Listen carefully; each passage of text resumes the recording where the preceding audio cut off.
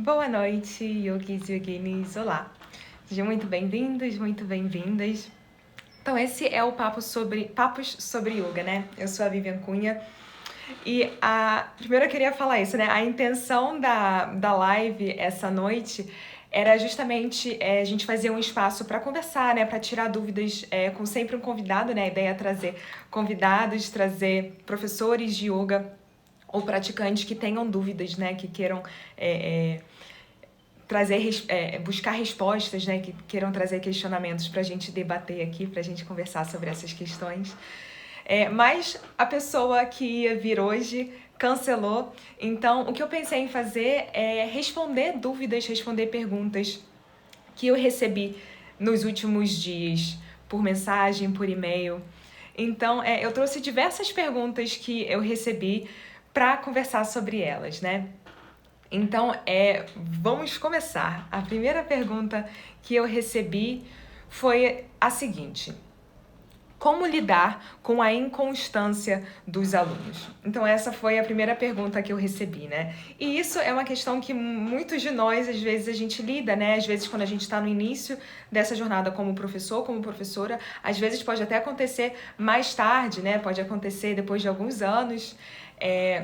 Então, como lidar com a inconstância dos alunos? Eu acho que o primeiro passo para lidar com isso pode causar um certo desconforto, né? A gente começa a questionar, poxa, o que será que não está saindo legal? Será que eu não sou bom o suficiente? Será que a aula não está legal? Será que está entediante? O que será que está acontecendo? A gente começa a se questionar, né? Será que sou eu? É a primeira coisa que vem em mente, né? A gente nunca acha que pode ser algum contratempo do aluno. De fato, a gente acha que é alguma coisa sobre a gente. E eu acho até interessante a gente ter esse autoquestionamento, né? De refletir. Eu acho que uma coisa que é muito importante a gente sempre refletir é como tá a minha constância com a minha prática, como tá a minha constância comigo mesmo. Então, a nossa constância com a nossa prática, o nosso comprometimento vai se refletir na forma da gente guiar as práticas, né? No nosso relacionamento com os nossos alunos. Então, quando a gente reflete sobre a inconstância dos alunos, o aluno aparece uma semana, na outra ele some um mês, aí volta. Então, será que você está fazendo isso mesmo com a sua prática? Será que você está inconstante, abrindo mão da sua prática de vez em quando, né? Então, dificilmente os nossos alunos vão se manter consistentes se a gente, com a gente mesmo, não está sendo consistente com a nossa prática, o nosso caminho de autocuidado, o nosso caminho de autoconhecimento. Então, esse olhar para dentro, antes de tudo, é fundamental.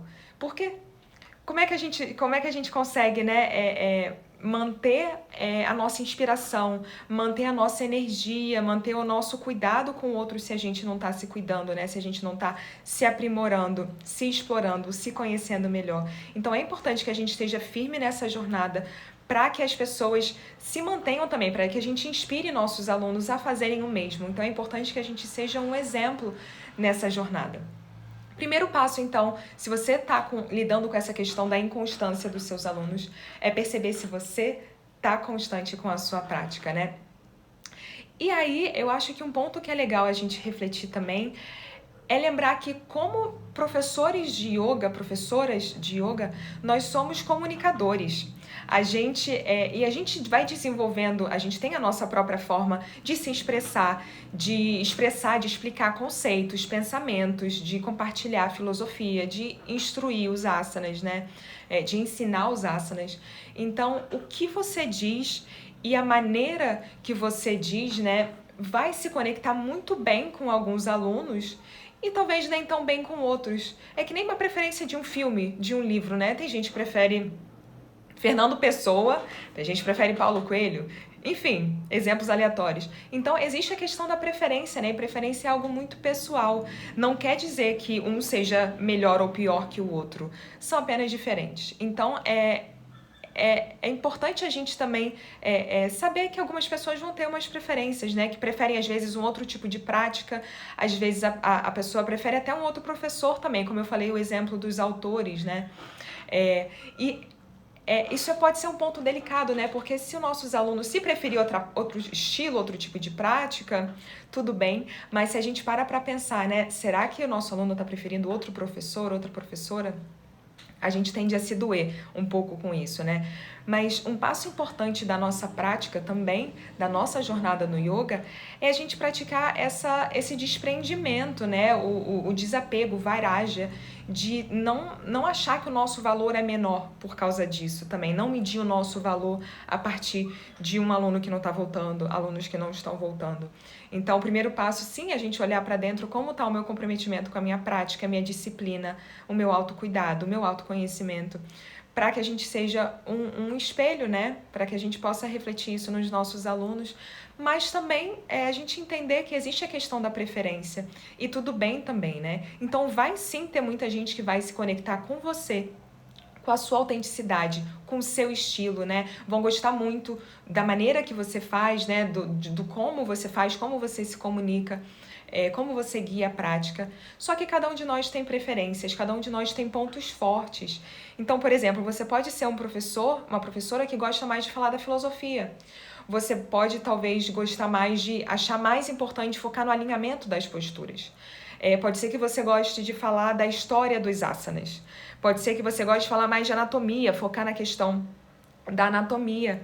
E cada pessoa vai se conectar com um aspecto diferente, né? Então, a gente entender que tem a questão da preferência, e tudo bem se algumas pessoas não gostarem, isso tira um pouco desse peso também, né? E a sua autenticidade vai atrair as pessoas que gostam, né? Ou que respondem ao que você oferece. E isso vai atraindo os alunos que precisam estar lá com você. Então, é uma jornada também, né? A gente vai cada vez mais amadurecendo a nossa forma de compartilhar, de ensinar, e os alunos vão vindo, vão ficando cada vez mais presentes e mais regulares também. E não achar também sempre que a culpa é minha e se colocar para baixo por isso, né? É sempre uma experiência de aprendizado, né? Às vezes não é nem uma questão em relação a gente, às vezes pode ser música, pode ser uma coisa muito simples. Pode ser música, às vezes é preferência musical. Às vezes a pessoa não gosta do tipo de música que você coloca, ou não gosta se você não coloca música. Então tem essas questões, né, que podem atrair ou afastar as pessoas. E às vezes é uma questão do próprio aluno mesmo. O próprio aluno pode ter dificuldade com a disciplina. Então, muitos de nós, né, tem essa questão com a disciplina. Então, pode ser uma das questões do seu aluno, né? Então, se você percebe se é uma questão dos seus alunos, esse compromisso, a disciplina, talvez uma sugestão, né, colocar como tema da prática, pode ser de uma prática específica, pode ser o tema de uma semana, até de um mês, de explorar a disciplina, o tapas, ir lá na filosofia, trazer o conceito da filosofia e ir trazendo ao longo da prática, do tempo que você definir, né, que você quer trabalhar essa intenção, esse tema, de trabalhar a disciplina, até para alimentar, né, os alunos um pouco mais com o que a filosofia está falando sobre tapas, sobre essa força interior, né? Esse fogo da gente se transformar, da gente se manter comprometido com as nossas palavras, com os nossos objetivos, para a gente não se distrair e perder o rumo, né? Então, trabalhar esse próprio tema da disciplina na prática é uma sugestão que eu dou, né? Se você está sentindo que existe essa inconsistência, para uma prática, para uma semana, para um mês, e vamos trabalhar tapas. Disciplina é sempre algo que é importante a gente trabalhar, né? Não é algo que uma vez que a gente adquire, se mantém estático. É um esforço constante, né? Um trabalho constante de manter o comprometimento, manter a disciplina. Então, esse seria outra sugestão de trabalhar tapas.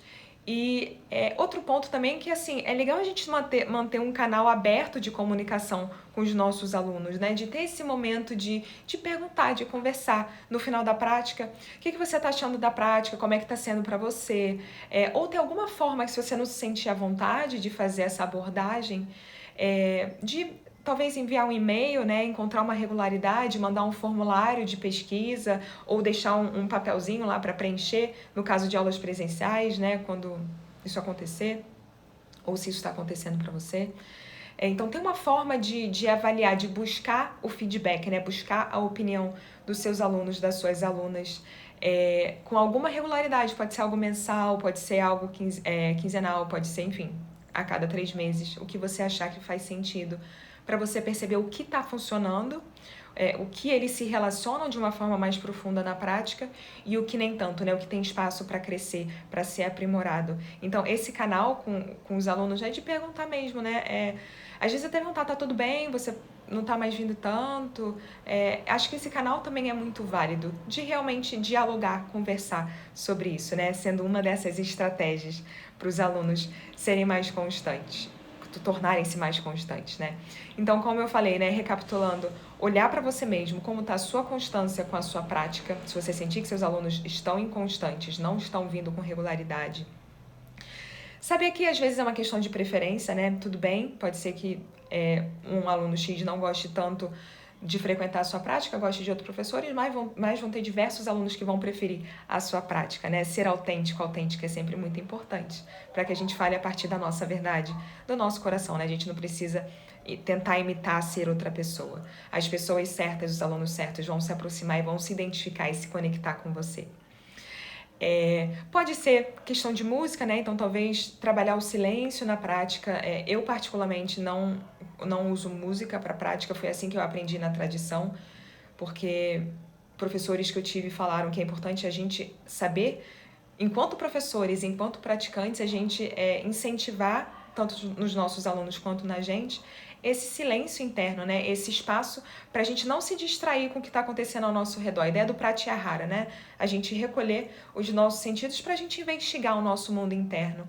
E a música às vezes nos leva, né, para certos lugares, para certas emoções, cria uma atmosfera. Então a forma que eu aprendi é não utilizar música. Então isso é como eu aprendi, é uma preferência pessoal que eu tenho, mas se você opta por colocar músicas, às vezes pode ser a própria música, né, esse ponto. Então às vezes é algo bem simples que pode ser flexibilizado. E outra questão que pode ser a disciplina do próprio aluno com ele mesmo, né, então trabalhar esse tema tapas é sempre uma boa pedida, né, nunca é demais a gente trabalhar a disciplina.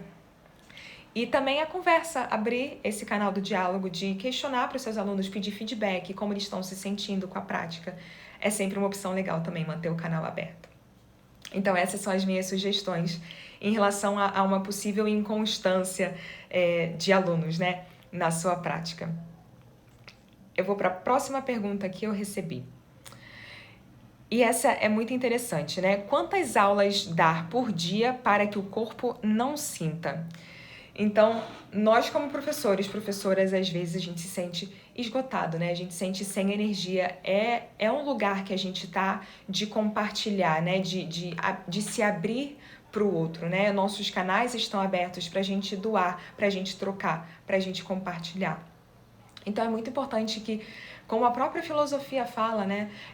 O primeiro dos yamas é a ahimsa, é a gente não se prejudicar. É a gente ter não se prejudicar e não prejudicar nenhum ser, né? A gente alinhar nosso pensamento, nossas ações, o nosso pensar, nossas emoções, ter esse alinhamento. Então, esse não se prejudicar, não prejudicar ninguém é muito importante. Então, a gente não quer esgotar as nossas energias guiando práticas, senão vai chegar um momento que a gente não vai ter mais o que compartilhar, que esse se enfraquecer não é um lugar que a gente quer estar quando a gente está compartilhando essa prática, né? Então, é muito importante, de fato, que a gente se mantenha nutrido, que a gente se mantenha o nosso corpo seguro e que a gente se sinta motivado e com energia para guiar práticas, né? Então, é muito importante respeitar o próprio corpo. Então, é algo muito pessoal, né? Quantas aulas dá por dia para que o corpo não sinta? Pode ser que para você o limite sejam 3, pode ser que seja 1, pode ser que sejam 5, pode ser que sejam 2 na semana, é o suficiente para você. Então, é algo que é muito pessoal, assim, porque é importantíssimo cuidar do nosso corpo, porque se é profissão, o seu ofício, né, é ser professor, professora de yoga, e isso é algo que vai se estender a longo prazo, a gente quer se manter fazendo isso por muitos anos, né? Então, é importante que tenha esse cuidado. Então, algumas dicas que eu dou não se apoiar. A gente tem essa tendência, né, de se apoiar muito na visão, no visual. Então, não se apoiar tanto no visual. Quando a gente se apoia no visual, nossos alunos também se apoiam no visual. Então, é muito importante que a gente refine as nossas instruções, que a gente primeiro, né, conheça muito bem as posturas, que a gente pratique muito para que a gente conheça a partir da nossa experiência as posturas, que a gente conheça a anatomia, aprofunde o conhecimento, mas que a gente refine também as nossas instruções, para a gente incentivar os nossos alunos a não estarem sempre se apoiando em olhar para você, em olhar para o que você está fazendo, não se apoiem sempre no visual, né? Porque é importante a gente guiar nossos alunos em recolher atenção, né? Em olhar, dar mais atenção para esse mundo interno. Então, se toda hora os alunos têm que olhar para o que a gente está fazendo, eles estão saindo desse mergulho interno para olhar para fora. É claro que às vezes é necessário demonstrar alguma postura, especialmente se for alguma postura que tem mais detalhes, né? Que é necessário a gente prestar atenção em mais pontos para ser segura, principalmente se a gente tem iniciante, né, na prática. Porque se a gente tem iniciante, a gente vai ter que demonstrar muito mais posturas, né? E natural. Mas se você tem pessoas já regulares, alunos regulares na sua turma, de guiar os alunos nessa jornada interna e não necessariamente que eles precisem ficar olhando para você o tempo todo. Então, se eles não precisam ficar toda hora olhando para você, né, se apoiando na questão visual, você não vai precisar ficar tanto assim no tapetinho. Então, hoje em dia, a partir da minha experiência, eu quase não fico no tapetinho, né? Só quando eu tenho que demonstrar alguma coisa. E é muito legal também a gente se sentir à vontade para pausar a prática por alguns momentos para fazer um pequeno workshopzinho de alguma postura que demande um pouco mais de atenção. Então, tudo bem pausar. Olha, gente, vamos parar para olhar aqui, vamos ver Trikonasana. Então, Trikonasana a gente faz assim, assim, assado. É importante manter esse alinhamento. Então, tudo bem pausar para demonstrar. Mas a gente não permanecer, né, com esse hábito de estar sempre no tapetinho, para os alunos estarem sempre olhando para o tapetinho, é um hábito que a gente pode diminuir, né? Então, hoje em dia, eu quase não passo tempo no meu tapetinho, pauso de vez em quando para fazer workshops, para demonstrar, alguma coisa ou outra preciso, mas a maior parte do tempo eu estou ali observando os alunos, né, dando as instruções mais de uma forma bem clara, de uma forma que eles possam ouvir e fazer. O ideal é que eles consigam fazer a prática com os olhos fechados, de estarem nesse momento de introspecção, né, de recolhimento, de se observar internamente. Então, a gente acostumar nossos alunos a não se apoiarem tanto no visual ajuda a gente a proteger o nosso corpo também, além de deixar eles imersos na própria experiência da prática deles, né? Então, claro que, como eu falei, né, vão ter exceções quando tem iniciante, quando você quer demonstrar, frisar algum ponto mais importante, mas tenta esse experimento, né, de estar menos no tapetinho e refinar mais as suas instruções. Porque se a gente sai do tapetinho e não traz instruções claras, os alunos vão ficar buscando. Você vai perceber os olhares levantando, né, querendo uma resposta. Tipo, tá, e agora? O que eu faço? Então, se você perceber esses olhares, sinal que as instruções têm que ser mais refinadas, né? E ter formas diferentes de dar a mesma instrução. Isso traz mais precisão e atinge mais pessoas. Assim como o exemplo que eu dei, né, dos autores, cada pessoa se conecta mais com certos autores, a mesma coisa com as instruções. Ter o mesmo movimento, por exemplo, o mesmo alinhamento, a mesma instrução, ter maneiras diferentes de falar dessa mesma instrução, desse mesmo movimento, é importante também para a gente alcançar mais pessoas, né, mais alunos. Então, essa questão de quantas aulas, né? Qual o limite de aulas? É algo muito pessoal, né? Eu, pessoalmente, tem dias que eu guio 6 práticas, 8 práticas, o que eu evito, né? Porque eu acho que já é bastante, mas tem aquilo, né? Eu quase não saio eu quase não fico no meu tapetinho fazendo as posturas. Eu fico mais ali atenta aos alunos para dar um suporte, né? Instruções claras, precisas. E muito também as instruções, cada vez mais a gente refinar esse olhar para a gente dar as instruções que os alunos estão precisando naquele momento, né? Muitas vezes a gente meio que decora já as instruções de certas posturas e a gente esquece que as pessoas estão ali. Então, se isso acontecer, lembra de focar nos alunos. Então, o foco é sempre os nossos alunos, né? Então, observa o que eles precisam para a gente trazer as instruções, as correções, a refinar o alinhamento que eles precisam. E aí você cada vez mais vai precisar ficar menos tempo fazendo as posturas também. Porque quando a gente está falando também e fazendo, Se a gente faz isso o tempo todo, a longo prazo isso não é muito legal, porque a gente não está prestando atenção na nossa respiração, no nosso próprio alinhamento.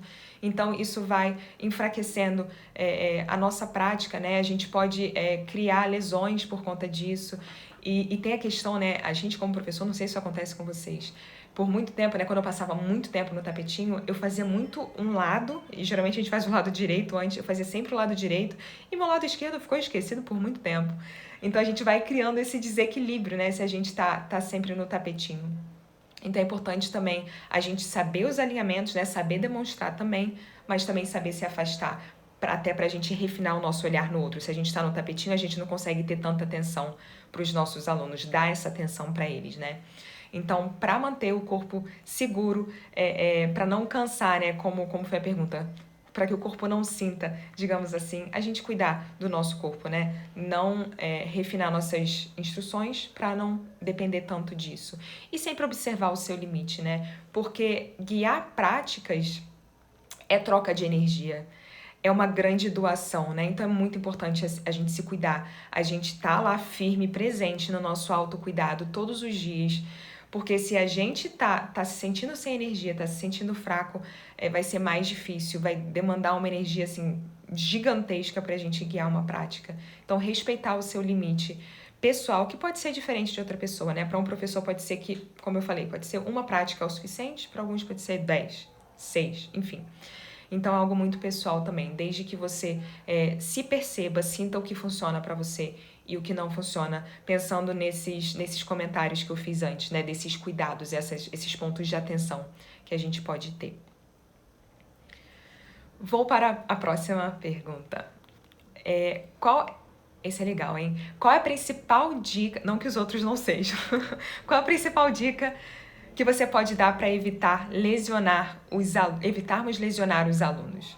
Então, isso é muito importante. A segurança dos nossos alunos é sempre uma prioridade. A gente quer sempre, a gente nunca quer que a prática de yoga seja algo que vai criar uma lesão, né? Que vai dar ensejo a uma lesão para os nossos alunos.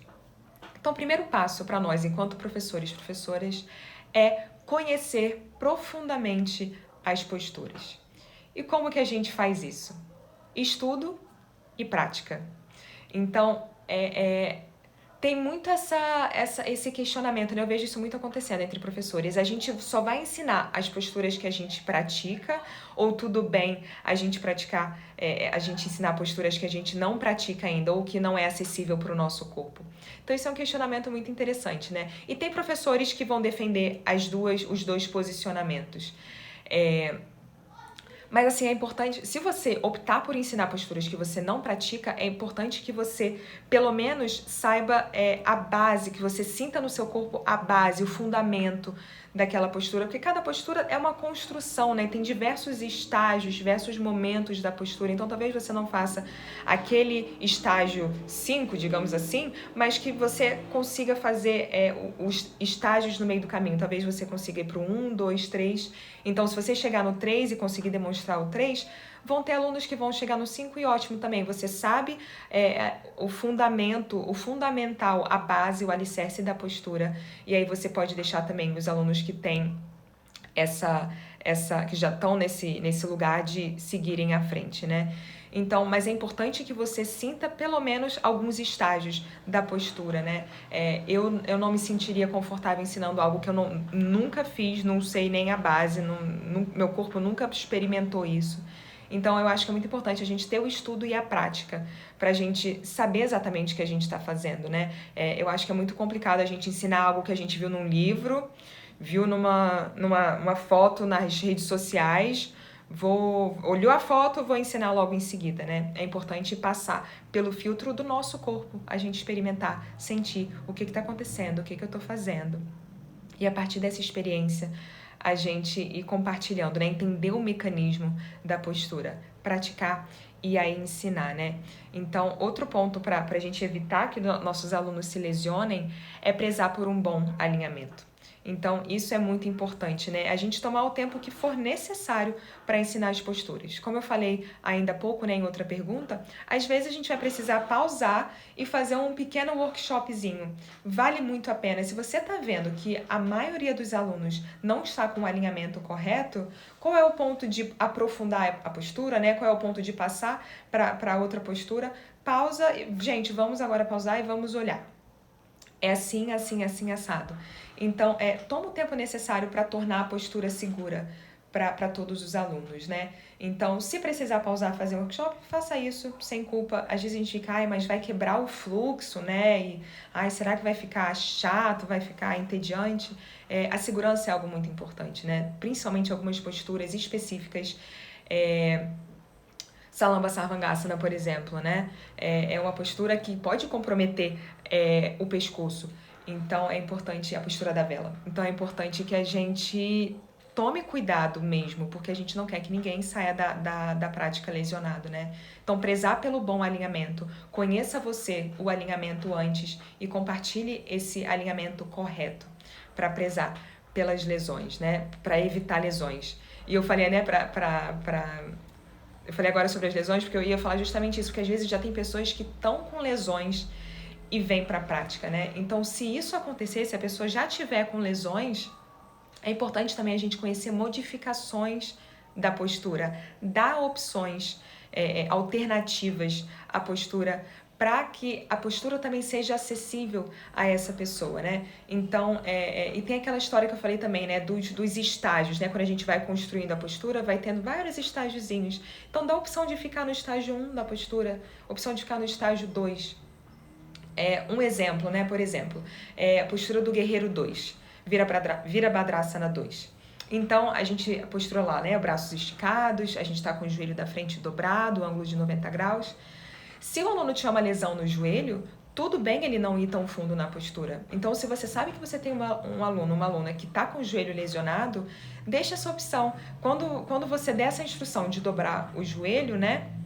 Tem a opção de não ir tão profundo. Se o seu joelho está lesionado hoje, pode ficar mais acima, não se preocupe tanto com descer tanto, né, com aprofundar tanto. Então, tornar a prática acessível. Vamos supor, nessa mesma postura, se a pessoa tiver com lesão no ombro, então dê a opção de manter as mãos na cintura. As pernas se mantêm lá, na mesma base, mas as mãos ficam no quadril, na cintura. E aí a postura torna-se acessível àquela pessoa que está trabalhando com lesões.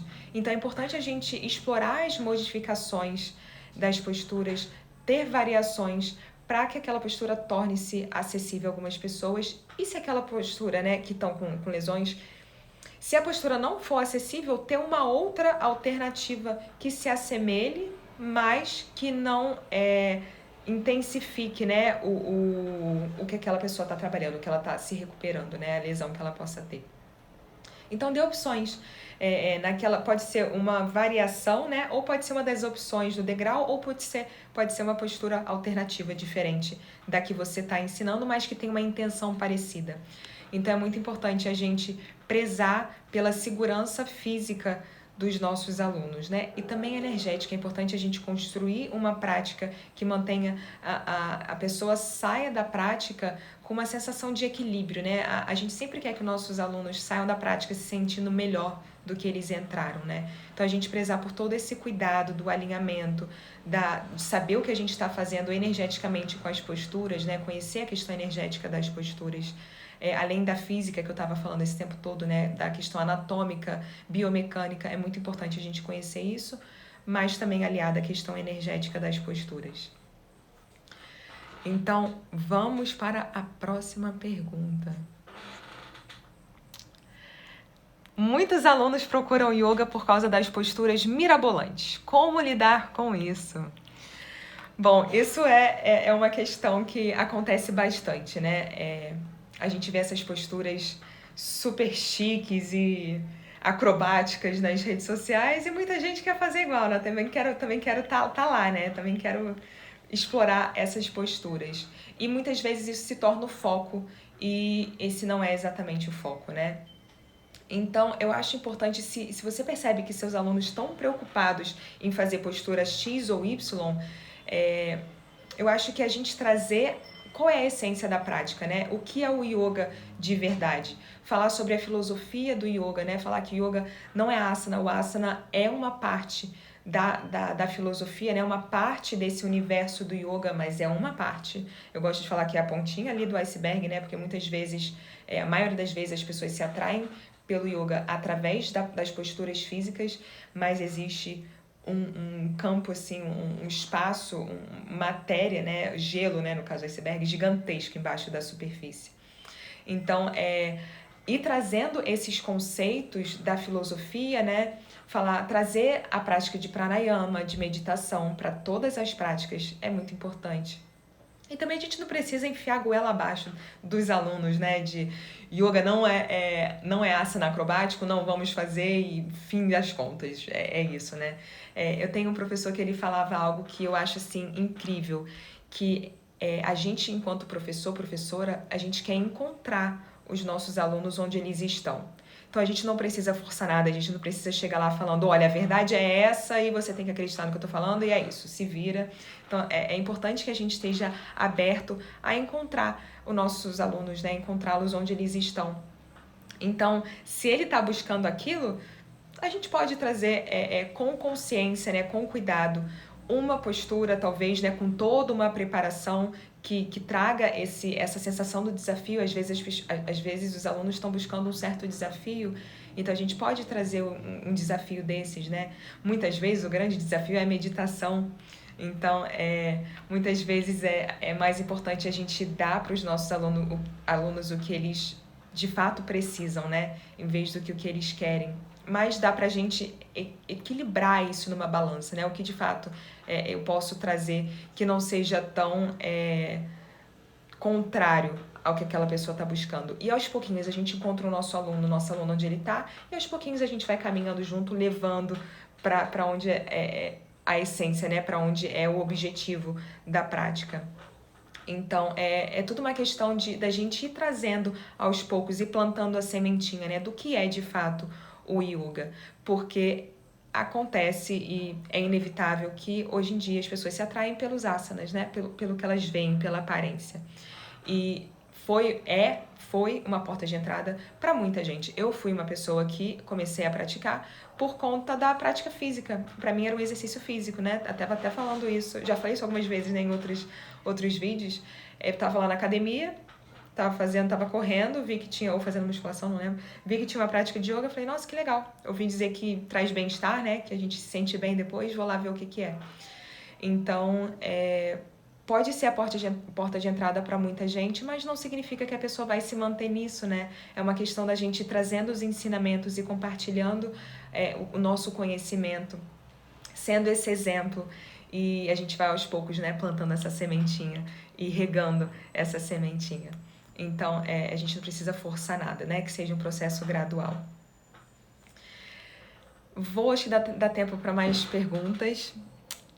A próxima tenho dificuldade para me expor nas redes sociais. Qual dica você pode me dar? Essa é muito boa porque eu sei bem dessa sensação. Para vocês terem ideia, então, compartilhando aqui um momento pessoal, essa ideia que eu tinha de fazer o que eu faço aqui hoje em dia, essa ideia existe desde 2019. Então, faz as contas, né, de quanto tempo eu demorei para, de fato, tirar isso do papel, né? Tirar isso do campo das ideias. Então, para mim foi uma jornada assim muito, muito longa de conseguir, de querer fazer e de fato conseguir, né, me expor nas redes sociais. Então, eu acho que pedir ajuda assim é um grande passo. Pedir ajuda é um grande passo. Eu não faço isso sozinha e se não fosse por isso eu não estaria fazendo. Então, ajuda é muito importante. Então, buscar mentoria é um passo assim muito legal, né? Mentoria, parcerias com quem entende de redes sociais, né? Quem pode te ajudar nesse universo. Porque para muitos de nós, né, professores, professoras de yoga, a gente às vezes não sabe muito, eu não sabia muito bem, né, estou aprendendo ainda, né, como utilizar essas redes. Então é importante a gente buscar quem saiba, quem pode ser um parceiro, quem pode caminhar juntos, somar e agregar. E também até uma mentoria, né, de professoras que estão fazendo isso, como fazem aquilo, né, e trazer a essência do yoga da forma que você acredita, né. Então, ter alguém para caminhar ao seu lado é uma sugestão que eu dou, porque é um desafio muito grande, sim. Eu lembro que parecia uma ideia impossível a primeira vez que eu pensei. Falei assim, quero muito fazer, mas não vou conseguir me expor. E é tanta coisa, né? A gente vai se colocando também obstáculos e é muito difícil, às vezes, retirá-los do caminho. Então, buscar ajuda é o que eu mais recomendo nessa jornada da exposição em redes sociais, né? De divulgar o nosso trabalho, o que a gente faz, o que a gente acredita aqui nas redes sociais. Busca ajuda, mentorias, parcerias. É uma grande chave para isso. Então, vou para a última pergunta, dá tempo de mais uma. Como memorizar todas as sequências dos asanas e mais a filosofia para não esquecer durante uma aula? Alguma dica? Primeira dica é: pratique a aula que você montou. Então, eu diria para fazer isso sempre, né? Independente de memorizar, para ver como essa prática funciona, para ver se ela funciona. Então, nada como você explorar no seu corpo, no seu laboratório, no seu corpo físico, no seu corpo energético, na sua mente, se aquilo funciona ou não. Então, criou uma sequência, pratica, depois você leva para os seus alunos, né? Então, acho que até antes de memorizar é você experimentar. E quando a gente coloca no nosso corpo, fica mais fácil da gente lembrar depois, né? E a repetição ajuda também, né? Se você... nós aprendemos, cada pessoa aprende de uma forma diferente, né? Tem gente que aprende fazendo, tem gente que aprende no visual.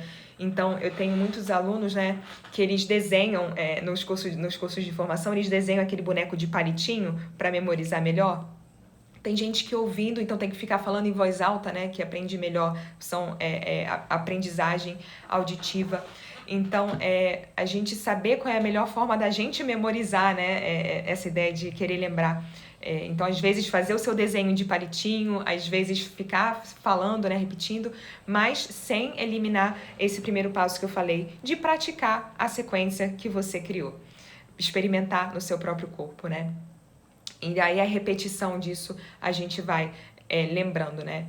E outra coisa que eu queria comentar também é uma das melhores professores, não melhores, né? Não existe melhor e pior, mas uma das professoras que mais me marcou, ela tinha um monte de papel assim em volta do tapetinho dela. Ela tinha o caderno de anotações dela, o diário dela, livros, papéis impressos, e assim, tudo organizado, né? Não era um caos como parece, né? Então, ela tinha um monte de material de apoio em torno dela e assim, e não era por falta de conhecimento ou por falta de segurança, mas que trazia um algo a mais. Dava para perceber que aquilo complementava de uma maneira muito sutil, que não atrapalhava de forma alguma. Então, ter um papelzinho lá do lado do seu tapetinho com a sequência, nome só de uma forma bem simples, né? A gente não vai colocar as instruções, e, enfim, não daria, senão tem que ficar passando página durante a prática e isso acaba, pode ir interrompendo, né, o fluxo da prática. Mas ter um papelzinho lá pequenininho com o nome das posturas, se isso te ajudar, eu diria que não tem o menor problema. Não tem o menor problema. Não te faz isso não te faz um professor, uma professora pior ou melhor por conta de ter esse apoio, né, do seu lado. E aí, a filosofia, em relação à filosofia, isso é algo que demanda estudo, né? Então, é importante a gente ir consolidando os estudos que a gente faz, os conceitos que a gente entra em contato, os princípios. A gente vai percebendo se a gente entendeu ou não. E aí, até se você tiver essa colinha do seu lado, né? Coloca palavras-chave que você quer lembrar de falar, né? E isso de experimentar no próprio corpo antes é muito importante, né? Refletir sobre como aquela filosofia te impactou e fazer uma reflexão, às vezes até escrever algo sobre aquele conceito, né, que você quer falar, aquele ponto da filosofia. Então, nada como a gente testar a gente com a gente mesmo, se algo funciona ou não, né? Então, essa era outra pergunta. Agradeço o feedback da questão do Facebook, né? Por estar ao vivo no Instagram e no Facebook. Então, essas foram as perguntas que eu recebi, né, ao longo da semana. E se você tiver perguntas, tiver questionamentos, fique à vontade para enviar. Pode ser por aqui, né, Facebook, pode ser Instagram, e-mail, como você quiser. Que aí eu volto no futuro para responder mais perguntas. Então, como eu falei, expliquei no início, né? Esse horário era para ser um momento de troca, né? É um momento que eu convido alguém para a gente ter essa conversa, né? As perguntas ao vivo. Só que a pessoa que seria agora no dia de hoje cancelou, né? Então, eu aproveitei para trazer perguntas que eu recebi por redes sociais, por e-mail. Então, fique à vontade para mandar perguntas, para mandar seus questionamentos. E foi muito bom ter você aqui, um prazer estar aqui com vocês, uma ótima noite, agradeço muito a presença, namastê, gratidão.